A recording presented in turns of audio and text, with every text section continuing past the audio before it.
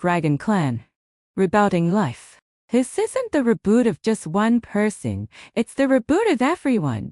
It's the summer of a particular year, where those fated to meet are still hesitating. And the dreadful destiny assigned to them has yet to arrive before the compass of fate stops spinning. The man who has returned from the dead reaches out and grabs the needle, forcefully redirecting it toward the region of happiness. Chapter 1. Starting the second round. Brother, all those who defy fate have been pierced by the scorching spears and are now buried in the deepest hell. You really want to turn back? Only those who possess power and control have the right to decide everything. Will you bow your head, now to pick up the girl who once held herself high, or will you return to the past to save that girl who called your name until her last breath, brother? Have you made up your mind? In the ruins of blood and fire, the broken-bodied boy spread his arms, embracing the supreme ruler on the throne. Behind him, a vast, dim sun will hovered in the sky, casting a final, blinding glow across the sea. Richard gently ruffled Leo's hair and whispered, "Death is not the scariest thing. What is truly terrifying is living in loneliness. Or dying without anyone to care. If it's just you and me in this vast world, that would be too dull." Leo lifted his head. "Brother, even when surrounded by a crowd, we are still alone." Richard smiled softly. "How could that be? Even monsters have their friends. As long as you're with your friends, the world won't feel lonely." Leo fell silent for a long moment before finally smiling again. "Brother, no matter what you choose this time, I'll still stand by your side. Let's make the trade. Brother, let's exchange our last bit of power for a chance to reboot. You'll once again stand on the cliffs by the sea and embrace that girl you missed. Let's welcome the start of the second round together." He faced the howling winds, roaring at the world with the pride of a victor. Richard lifted his blood-stained face, gazing at the half-hidden sun well beneath the sea. He smiled silently. "Everyone, we'll meet again soon." As the magnificent sunset poured out its final burst of life, the inevitable night arrived, and death came on schedule. Richard's thoughts began to scatter, drifting higher and farther into the clouds, beyond the world, into the cold and silent cosmos. In the form of a spirit, he arrived in the universe, where a planet, shattered by war, lay before him. A hazy figure, bathed in a soft glow, appeared beside him. "Look through all of history.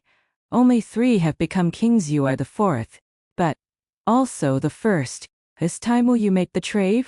Richard lowered his head, his eyes glowing with fiery light, as if reflecting the entire world in his pupils. "Of course, I will." His face was tired, but his heart was filled with pure joy. He had finally reached this step, the final stage, where the victor would be crowned. The hazy figure slowly extended a hand as light and shadow intertwined. A speck of dust flew from their hand, crossing the dark night and traveling in the vast silence.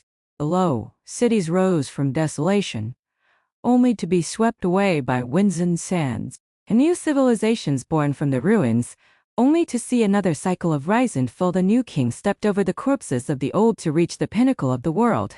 Someone once traded with me for the throne, and he was met with betrayal.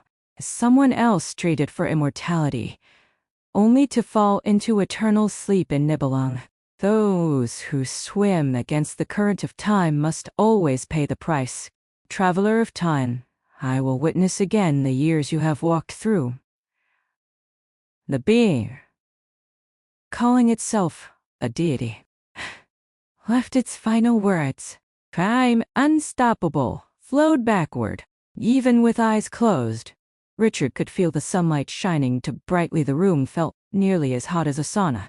The old fan creaked loudly, joined by the frantic chirping of cicadas outside, creating a bizarre symphony. Richard opened his eyes and saw a room that was both familiar and strange. On the notebook screen was the dark green interface of Castle Academy. Summer break daily report. The lines were simple and clear. Nothing fancy, filled with rows of checkboxes. Richard instinctively gripped the mouse in his right hand, while his left hand held a paper fan, on which was written, "I came under the moonlight." He stared at the words on the fan, lost in thought. His fan came from a literature club activity, long since buried in the ruins of his hometown. With the destruction of the world, he was really back. An overwhelming sense of melancholy and joy filled his chest. He called out for the little devil in his mind, but there was no response. The once ever-present first underling, always waiting for the young master's next order, was nowhere to be found. Richard took a deep breath, trying to calm himself. If he had returned with his memories, then what about Leo? Was he the same as Richard? Also, why was he back at the wrong time? He glanced at the timestamp in the lower right corner of the screen. Year, month, day. He had just completed his freshman year and was about to enter the ranks of upperclassmen like the senior students before him. He had earned the right to flirt with the freshmen. That, according to the exchange rules, he should have returned to the summer before his first year started. Everything should have still been in its beginning phase. He decided to calm himself, adapting to the current delusion. Richard looked down at the screen, filled with complex and tedious options. Detect unknown dragons? After a moment of silence, Richard clicked no. Which fool of a dragon would be stupid enough to run around in broad daylight? Most of these creatures had social anxiety, spending their time hidden in the dark, airing Nibelungen. Some obediently stayed as homebody dragons, forever basking in the dominance of their little sisters, indulging in chips and watching nonsensical movies. Others secretly hid in old apartment complexes, eavesdropping on human voices through wide windows, quietly observing a certain boy's movements, and when they were in a bad mood, they'd mess with their stupid older brothers. What a disgrace to the Dragon Clan. Did you use any word spirits today? Richard took no. He remembered. This was the mandatory daily survey for Castle Academy students during summer break. It had been codified in the school's rules. The students of Castle viewed it as part of their summer homework. Fingal called it, "Who the hell came up with this cursed rule?" Richard agreed wholeheartedly. In his past life, and in this life, nothing had changed. A series of no answers followed, and Richard paused his actions. He suddenly remembered his usually useless, yet fiercely competent when it mattered older brother. In a flurry of motion, Richard quickly opened his school email and typed out a message to Fingal, quickly hitting send.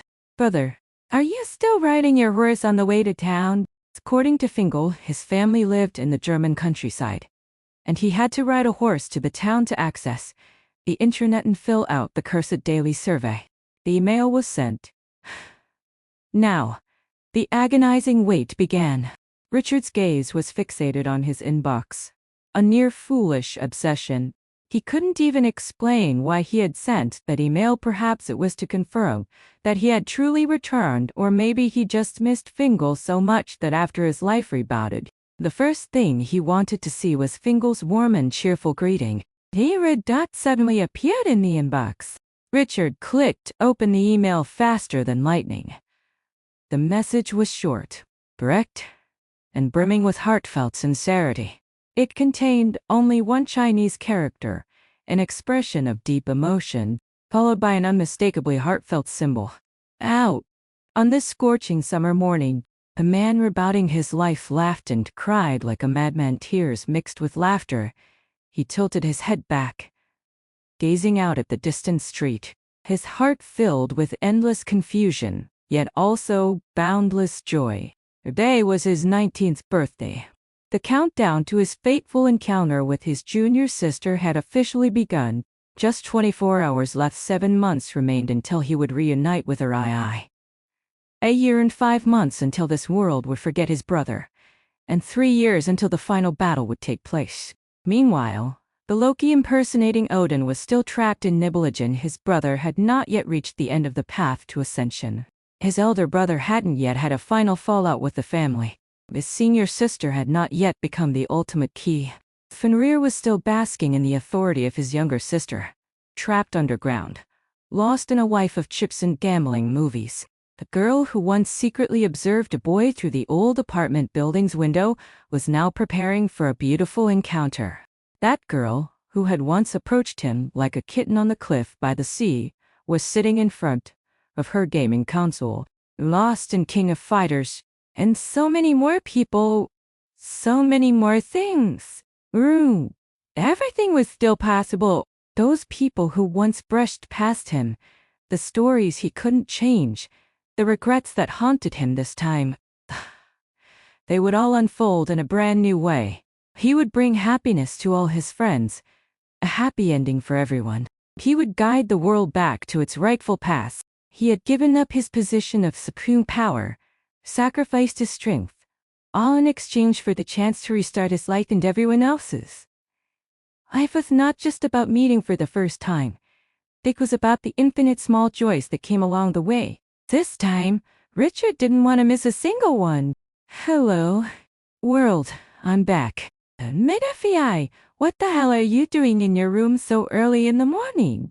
Stop watching those ridiculous soap operas and go buy some Cantonese sausages and spring onions also. Check the mailroom to see if there's anything new. The sharp, penetrating voice of Aunt Linda pulled Richard back to reality. Hearing her voice, Richard froze for a moment, feeling a wave of disorientation. This housewife, who had once vowed to sever ties with him in Tokyo, and then worried about whether he could swim at the last minute, was a family member he couldn't let go of in this life. And now, she had reappeared in his life with his rebirth. If history followed its original course, Uncle Henry's family would fall at the feet of Deadpool before the final battle due to Hannah. This housewife, who had cursed him as a harbinger of doom before her death, had never asked him to save her.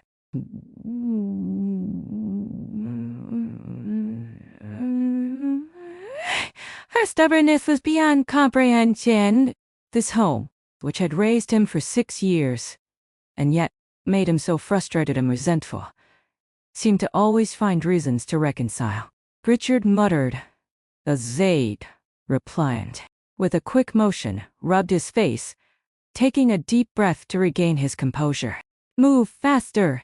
A guy like you will never get a girlfriend if you keep dragging your feet. The sharp remarks came in rapid succession, hitting him like soul-piercing blows. Just as Richard clicked the send button, a new window popped up on his screen. Ricardo Melu. You haven't read mail. Ricardo. According to your enrollment records, you were born on MMDDYYY, making you X years old today. On this important day, I, on behalf of Headmaster Hilbert Jean Angers and the entire faculty of the academic committee, wish you a happy birthday. Thank you for studying at Cassell Academy and sharing these wonderful moments with us. We are honored to have grown alongside you. Sincerely, Norma. As per school rules, students celebrating their birthday may receive a complimentary birthday cake at the Academy's dining hall. However, since you are currently on summer break in China, this birthday cake service is unavailable. Additionally, the summer term will begin on MNDD. YYY. According to your transcript, you received a D grades last semester, indicating failure. Therefore, regretfully, you are required to make up these courses and retake the exams. I have arranged for your flight back to the main campus. Please prepare to depart at your earliest convenience. After a quick scan of the email, Richard suddenly slapped his forehead. He hadn't celebrated his birthday in years and had completely forgotten about it. So, that annoying guy had specifically sent him back on his birthday? 19 years old now? But failed 2 courses? Richard buried his face in his hands, unable to look at the dreadful grades. As the only Shire student currently enrolled at the school, this is truly pitiful. He'd probably just stained the legacy of his predecessors with this embarrassing record. Returning to the main campus.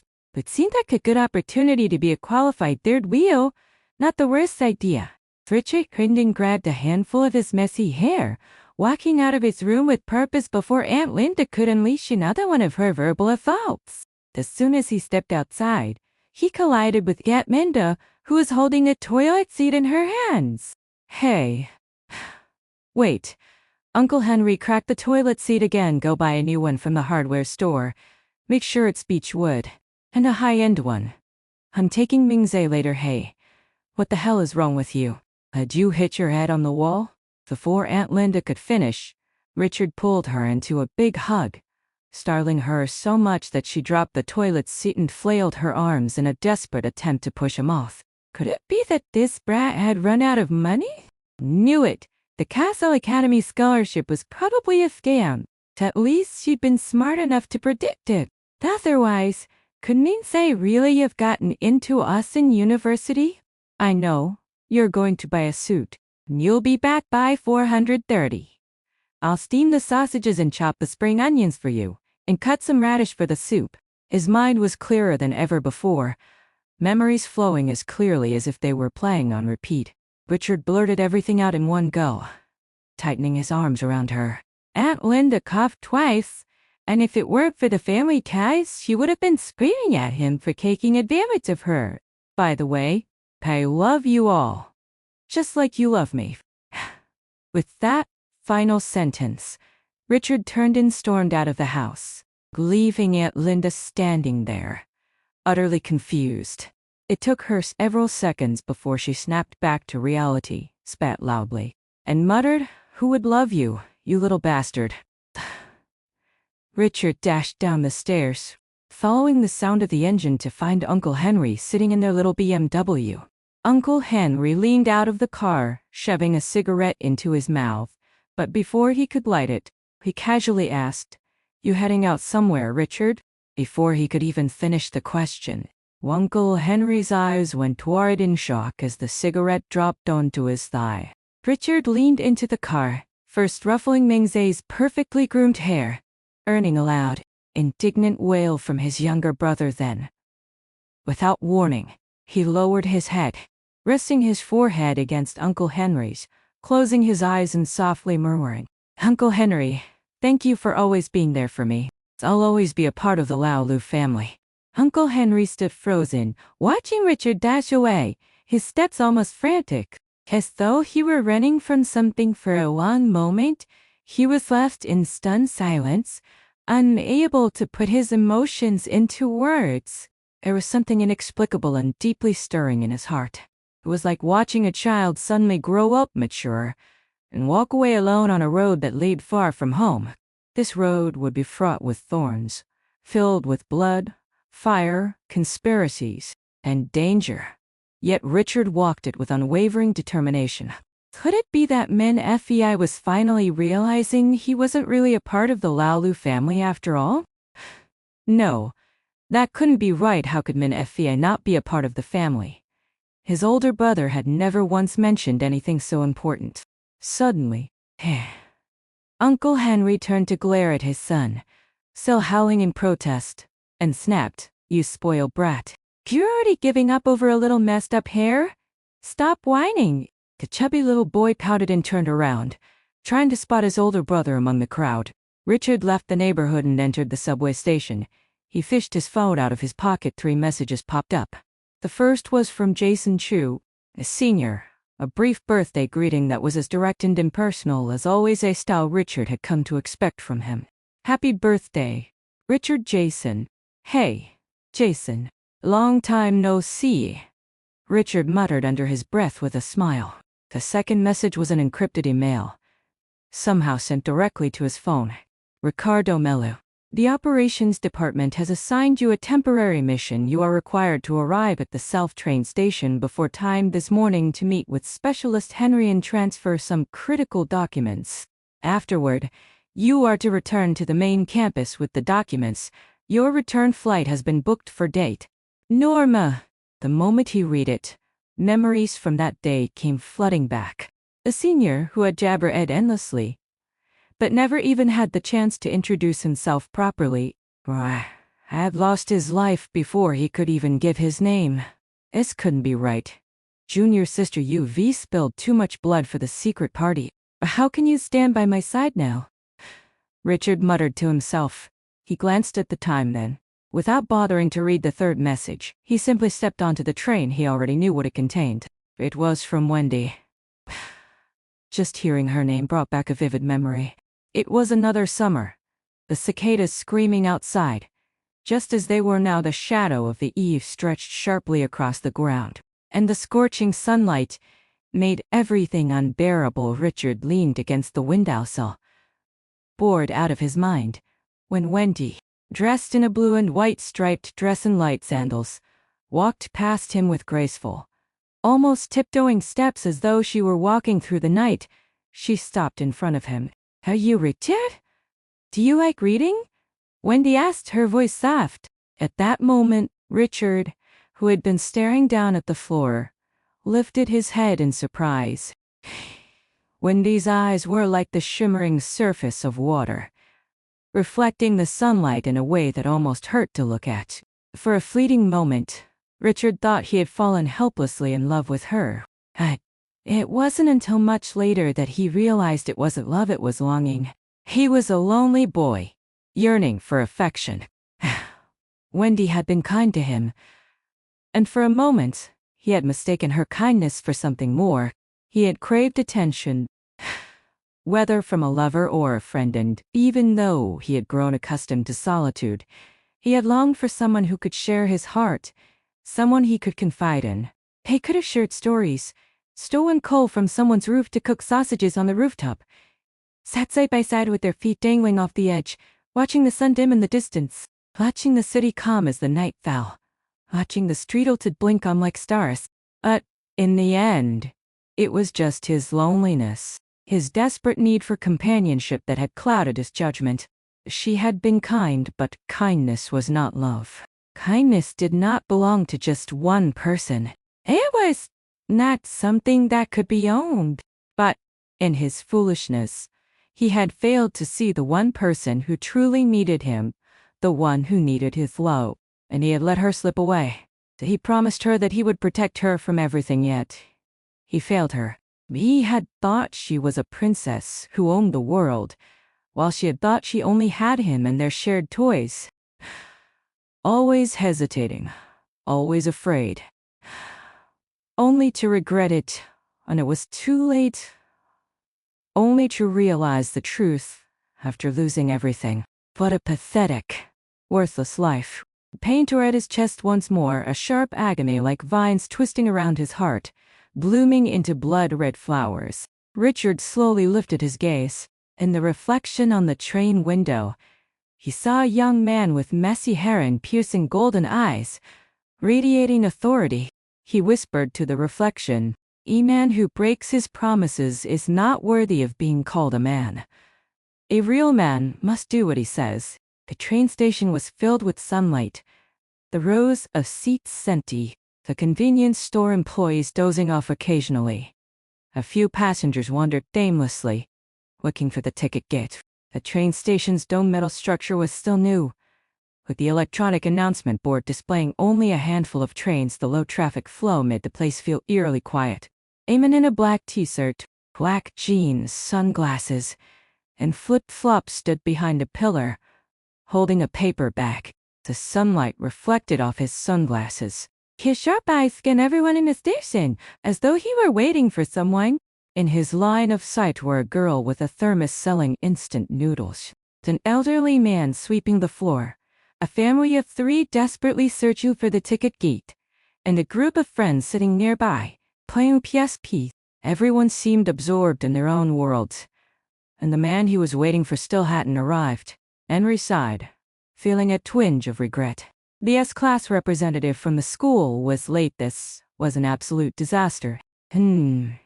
Not to mention, the choice of meeting spot was ridiculous. A south train station had just been built, and had only recently been opened. The station, with its sparsely populated platform and low passenger count, was the last place anyone would want to meet for an important exchange. In the empty train station, the man dressed all in black, hoping to blend into the crowd, stood out like a sore thumb. For a secretive transaction, wouldn't it make more sense to choose a place that was truly remote, far from surveillance? Or, better yet, a busy spot where the noise and crowds could keep the exchange under wraps. In his mind, The ideal scenario was a blur of passing strangers, the roar of the train engines, and a quiet, seamless exchange, a man brushing past another, and in that split second, a confidential document changing hands. It would be silent, discreet, almost cinematic, so professional. It could rival a movie scene. But now, Henry could feel the eyes of the security staff occasionally scanning his direction. Just then, a voice rang out behind him, full of surprise. "Hey, Senior, why are you here so early?" Henry spun around, startled only to see Richard, the school's latest S-class student. Richard stood there, holding a toilet seat cover in one hand, wearing flip-flops and baggy white shorts, with a loose white shirt that looked like he had just stepped out for a casual errand. He looked completely out of place, with a carefree expression that screamed, "I'm just here for a quick errand." Henry couldn't help but feel a sense of awe. His junior's appearance was, ironically, far more suited to the setting than Henry's own. He blended in effortlessly, while Henry's all-black attire made him stick out like a sore thumb, drawing unnecessary attention from security. Oh, whenever Richard appeared behind him, how'd he recognize Henry? Was he that obvious? "Senior, you're late by 10 minutes, huh?" Richard said casually, interrupting Henry's thoughts. Henry, blink in confusion. "What did you just say?" Richard continued, and faced. "I remember you were late by 15 minutes in the original timeline, but looks like you were early today. What was this about timelines?" Henry gave him a bewildered look, wondering if this S-class student had taken up fortune telling on the side.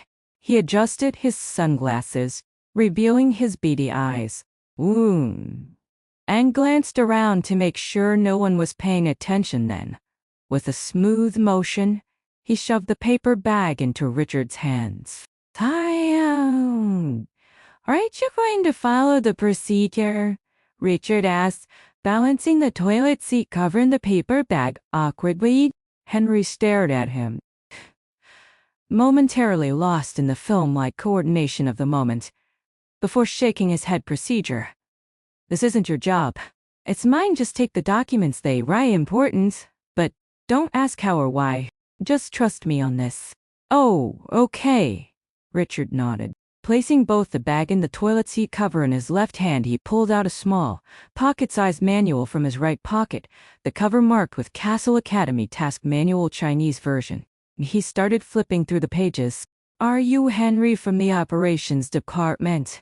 Richard asked, going through the motions. Henry raised an eyebrow. "Is this really necessary? Have you ever taken the operations department's practical course? Carrying the manual around like this is like trying to learn to drive from a manual. Get with the program." Richard tilted his head. "So, where's the rose?" Henry sighed deeply. "Seriously, you're supposed to be an S-class elite. You're still following the old rules like a robot? Where's the style? The swagger?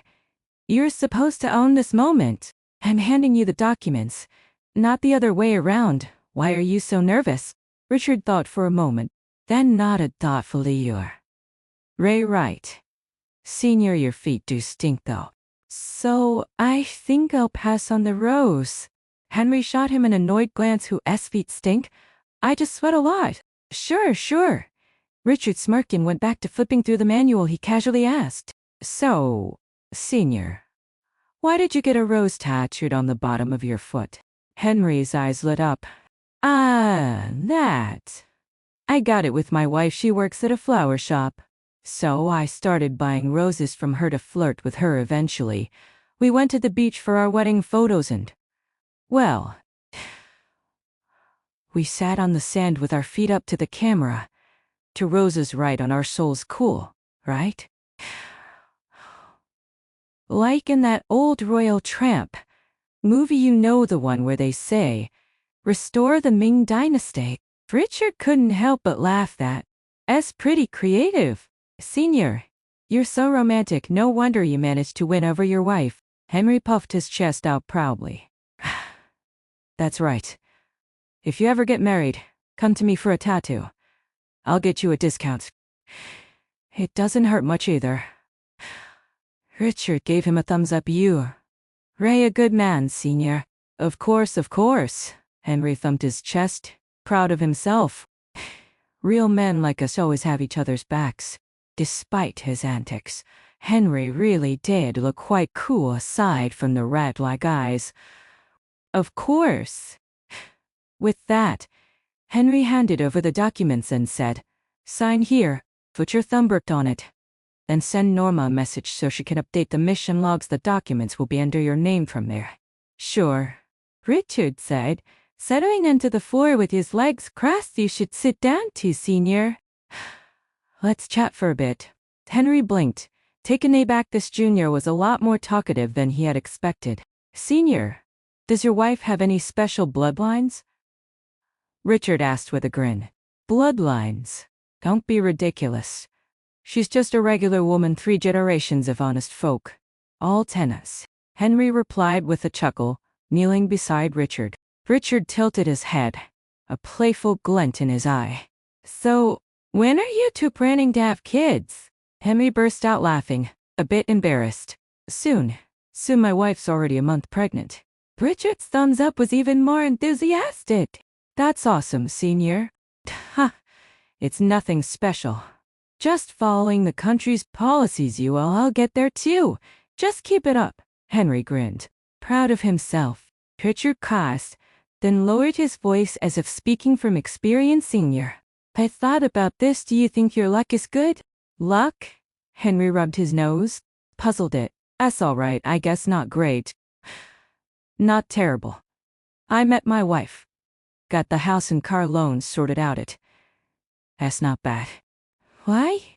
Richard leaned in closer, his tone serious. "Actually, I've been calculating. Your luck's not so great, Senior, when mobile games really take off. And if you try to escape to Europe, you might want to think twice. Your bloodline's too pure." "Pure bloodline?" Henry was utterly confused. "What are you talking about?" "My bloodline is only 3. Henry stared at him in disbelief. What was this junior even saying? A pure bloodline? Before he could say more, Richard cut him off. "Already signing the task logs done. We finished, Senior." Henry grumbled under his breath. "Finally. I've been sneaking around all day. Now I need to get back to work." Just then, an uneasy sensation crept over them both. Richard looked up, as if speaking to himself. "You know, Senior, you're actually pretty lucky after all. You met me, right?" Before Henry could reply, the ground shook beneath them, and everyone in the train station stood up, looking alarmed and uncertain. "Rah, shit! Something's wrong." Henry's face turned pale. Richard clapped him on the back. "It's okay, Senior, just a little earthquake. Don't panic. I've got your back." Henry crouched down, pressing his hand against the ground. Sweating profusely. "Junior, don't mess around. Get to the manual and figure out what we need to do in this situation." Richard's eyes widened. "Senior, are you out of your mind? Why are you flicking through the task manual at a time like this?" "But seriously, I'm S class. I don't need to follow every rule, you know." In his mind, a storm was raging. "What do I do now?" "Earthquake. Run!" A woman's shrill scream pierced the air. The entire hall erupted into chaos as people scattered in every direction. Henry bit down his rising panic, forcing himself to stay calm. "The power that the Dragon Clan controls. All we know about it are just fragments. Any sudden event could be linked to them. The first thing we need to do." He broke off mid-sentence. "What the hell is that sound?" A terrifying noise suddenly echoed above them. The massive glass dome above their heads started to crack. The cracks spread like vines, crawling out from the edges toward the center. The reinforced glass groaned in protest as the framework twisted under pressure. Each creak, more disturbing than the last. Crack! The first pane of glass shattered, falling to the ground with a deafening crash, sending glass shards flying in every direction. The sound was so sharp it cut through the panic in Henry's chest. The entire dome was on the verge of collapsing. Henry's face paled. He grabbed Richard's arm, shouting in desperation, "Move! Get under the bench! Quick!" Before he could dive under one of the nearby benches himself, Richard yanked him roughly back with surprising strength. He shoved Henry into the shelter of the bench. "Senior, stop moving around. I've got you covered."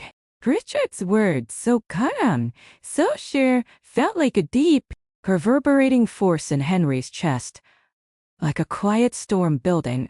For a moment, Henry froze. Is this guy really trying to protect me? In that instant, the feeling in his gut shifted. This wasn't the cocky, carefree S-class student he had imagined, no. This was a man who was willing to face danger head-on. The next moment, the ominous sound grew louder. The cracks in the dome met at a single point, and, with a final, heart-stopping scream, the entire structure broke apart. Thousands of reinforced glass panes shattered into countless shards, each fragment reflecting the light like tiny mirrors, turning the sunlight into a web of dazzling, dangerous rays. It was as if every single shard contained an eye, searching for the one target below. Henry's heart pounded as he watched the glass rain down. Glinting and spinning through the air, the small shards danced across the ground, flashing like deadly sparks. "Richard, don't be an idiot. Get in here. You're going to get sliced into pieces," Henry shouted, voice cracking under the weight of his panic. Richard didn't reply. Henry's thoughts raced. If I don't act now according to the original timeline, a single shard will pierce through the wooden bench and strike me in the back of the head. I would be the only one to die in this disaster, precise, like a surgical strike. The thought chilled him. Was this luck or misfortune? Richard had never been the kind of guy to stay behind. He had always been too calculated, too precise. And now, even in the midst of danger, his instincts were screaming that he couldn't leave Henry to face this alone. And yet, it seemed impossible to escape the inevitable. No, this is destiny at play. Richard couldn't let it happen again.